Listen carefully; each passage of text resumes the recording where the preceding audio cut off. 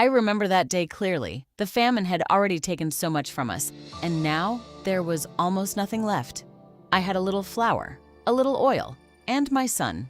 That was all. I remember looking into that jar and wondering, what will we eat tomorrow? I didn't know there would be a tomorrow. I was gathering sticks because I was preparing our last meal. I wasn't thinking about abundance. I wasn't thinking about the future. I was thinking about survival. Then I saw him, a man walking toward me. His name was Elijah. He asked me for some water. I was willing to give him that, but then he asked for something more. Bread. I remember my heart sinking. How could I explain that I had almost nothing? So I told him the truth. I had only enough flour and oil to make one final meal for my son and me. After that, I didn't know what we would do.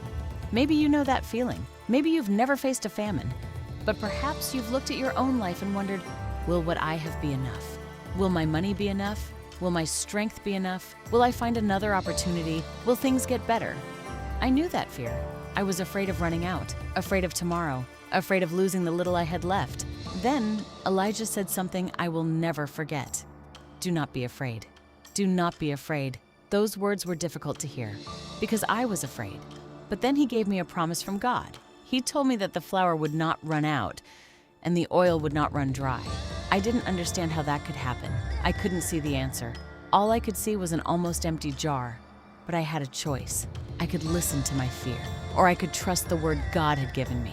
So I went home and I prepared the meal. I gave from what little I had, and then God did what I could not explain. There was still flour. There was still oil. The next day, there was still enough. And the day after that, there was still enough. God didn't suddenly fill my house with riches. He simply made sure that what I had did not run out. And that taught me something I have never forgotten. Sometimes we ask God to give us more, but sometimes He asks us to trust Him with what we already have. I wanted to know what tomorrow would bring. God only gave me enough for today, and somehow that was enough. I didn't know how He would provide. I only knew that He had promised, and I learned that faith isn't knowing how everything will work out. Faith is trusting God when you don't know how. Maybe you're living with that fear right now. Maybe you're looking at your own life and thinking, I don't have enough. Not enough money, not enough strength, not enough opportunities, not enough answers. Maybe you're afraid that what you have today won't carry you into tomorrow. I understand that fear. I lived it. But I also learned something. Fear showed me the size of my jar. Faith showed me the faithfulness of my God. My jar looked almost empty, but it never ran empty. And perhaps that is what you need to remember today.